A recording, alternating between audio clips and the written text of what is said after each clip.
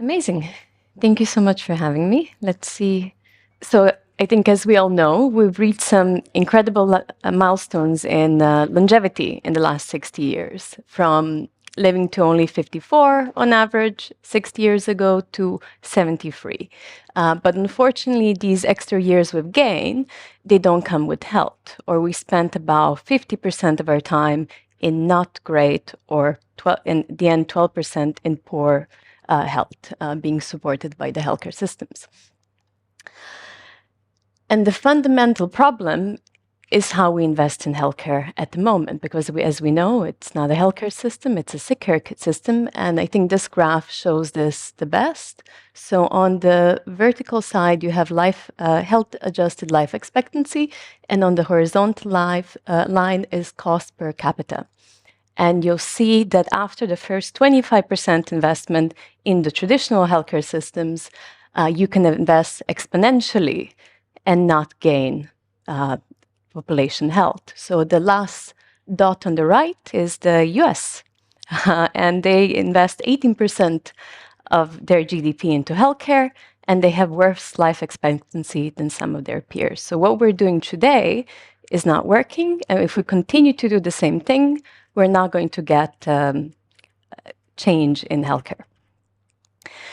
And what we need is a fundamental approach, fundamental shift and innovation in how we actually manage our health through life. And unfortunately, when we talk about prevention, we're mainly talking about detecting disease early. So even in a preventive landscape, we're not really trying to prevent disease or find the mechanisms which lead to disease. We're actually talking about early detection of disease, which again is lowering the burden for your life later, but is not actually making a fundamental shift. And the biggest risk factor in all diseases, cardiovascular, diabetes, cancer, neurological condition, is the aging process itself. So we have a theory that to actually cause a paradigm shift and do something entirely different, we're going to have to treat the aging process itself. So for healthcare to become sustainable one day, it's going to have to be longevity medicine, or finding these vulnerabilities that lead to disease and addressing them way before you get to the point that we can identify which organ in your body is not working properly. And that starts with us being able to measure aging. And this was a pursuit over the last couple of decades, where you've had two key scientists who are leading the way in measuring aging on a systemic level, or being able to find markers in the body that can predict mortality and morbidity years ahead of you actually getting to the hard endpoint. So surrogate biomarkers, so that we can actually quantify what moves the needle in longevity versus having to run a trial for 50 years to see if something is actually longevity medicine. And they both have very different theories. So Steve is a famous mathematician specializing in epigenetics. He's published the first epigenetic clock, and that main theory is around aging being a program.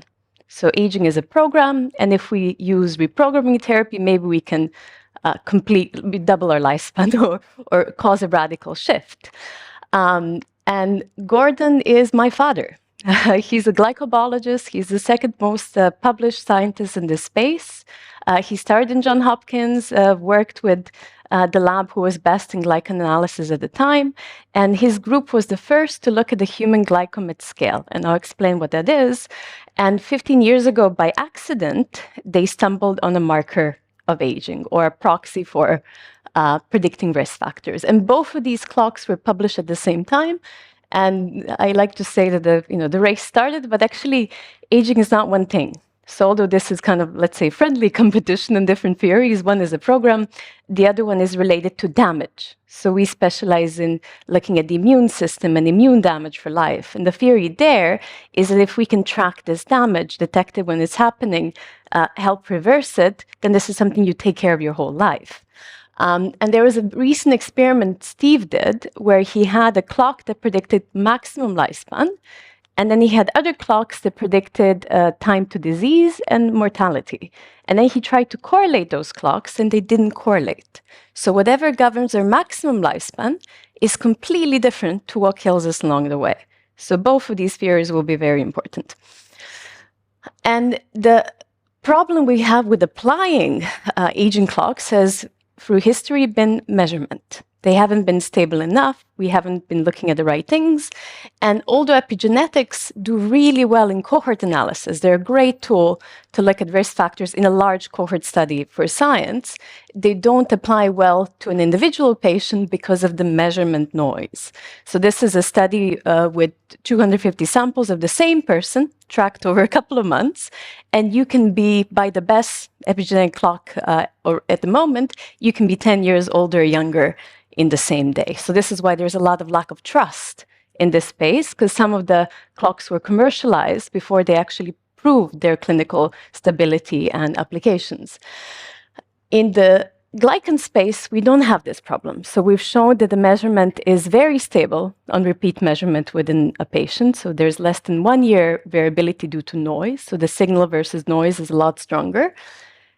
And we've now managed to show in 3 independent cohorts that every extra year of biological age, if we look at glycans, is predictive of all-cause mortality. 7% increase in all-cause mortality, which is independent of BMI, smoking, blood pressure, LDL, existing cardiovascular disease, CRP, diabetes, and other known mortality risk factors. So this is something that we're not measuring at the moment, where we look at traditional markers, and it's something that's giving us novel information that can give us new insight.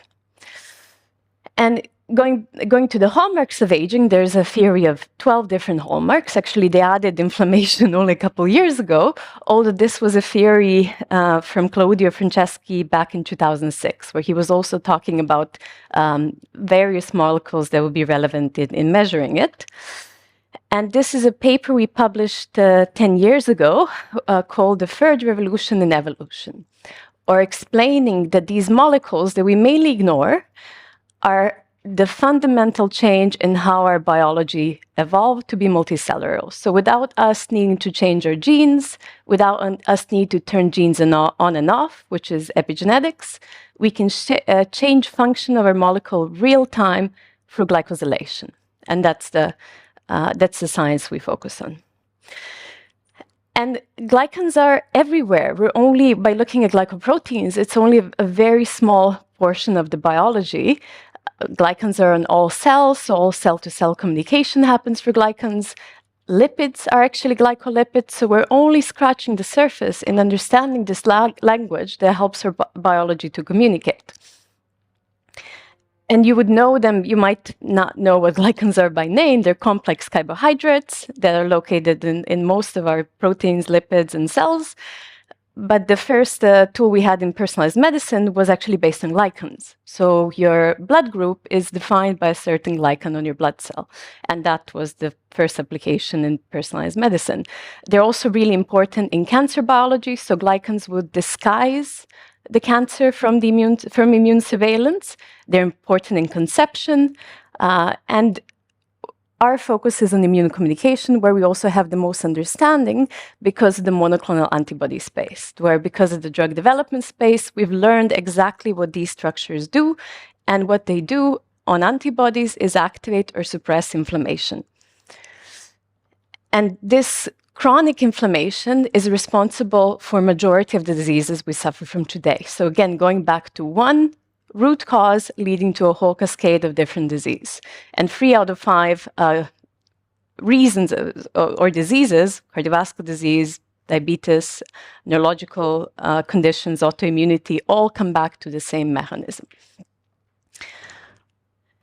And if we look at this one biomarker, so usually in the proteomic space, what we would talk about looking at 5,000 different proteins and connecting that to maybe 100 diseases or less. In the glycoproteomic space, we're looking at one glycoprotein, so this is immunoglobulin G, and we connect that to over 72 different conditions at the moment. So one glycoprotein, we have many other glycoproteins to look at. And you can see that in each of these conditions, so the curves around, the coloring around it, shows you different glycosylation patterns. So every disease has a little bit of a different signature. We can think of it as a very sophisticated inflammatory biomarker that doesn't just tell us there's inflammation in this patient, it tells us where is this inflammation potentially coming from? Is it autoimmune? Is it cardiovascular?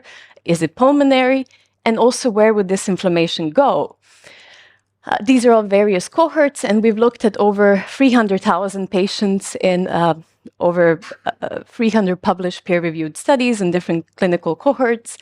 And we've shown, both in retrospective and our prospective trials, that glycans are predictive of various diseases. So, for example, with heart attack and stroke, we can predict an event 8.3 years ahead of time, with 77% accuracy in men, 77 in women, 72 in men. With rheumatoid arthritis, we can predict it 10 years ahead of time with 92% accuracy, and a number of other indications here. So it's not just, it can be quite specific to the risk factors. And you can, on this axis, you'll see the number of years prior to a clinical diagnosis. So this is compared to the tools we use in healthcare today. We can potentially predict up to 10 years before that. And these are not fixed risk markers like genes. If you do a genetic test, whatever comes up, you live with this risk throughout your life, and you don't really know when it's going to manifest and if it's going to manifest. With glycan-based risk factors, these are more definable risk factors. And we've shown that, for example, the signatures that predict cardiovascular events respond to physical activity. The signature that would predict diabetes would respond to caloric restriction and weight loss. And there's many other drugs and lifestyle interventions. There's actually very exciting data on fasting. In a 3 to 5 day water fast, meaning you only drink water, we see a rapid shift in the fastest time that we've seen to date. So there's many tools we have that already work, and this is a biomarker that can help show us what actually moves the needle in extending your health span, not just lifespan. And we can apply to an individual, because there's no one size fits all. Even if we have a trial that shows, how do we do for time? 5 minutes over time. I'm sorry, I went on a rant. So I'll skip over these, but there's 3 candidates of potential longevity drugs, and we won't have time to go into them, but we see that menopause accelerates inflammation in women quite rapidly, and that this can be completely prevented with estrogen therapy. And although there's data now that shows that estrogen reduces all-cause mortality by 40% if introduced early in menopause, only 5% of women globally are on it. And this is, we won't have time to go into the details of why, but estrogen is longevity medicine that we're not using today, and we have the data that actually works. And then the second candidate is testosterone in men, and we have trials showing that it's actually the conversion of testosterone to estrogen, which is beneficial. And we have some early data on the weight loss drugs, that they both reduce the aging clock, but also show some cardioprotective benefits. And I'll stop it there. But we have biomarkers. Yeah. Thank you. I'm so sorry to interrupt. Oh, no, my fault. I mean, it's so interesting how aging is becoming a really popular thing of young people, biohackers, even Putin. I mean, I shouldn't mention him. But glycans, you know, that's something to really think about. Thank you so much for that presentation.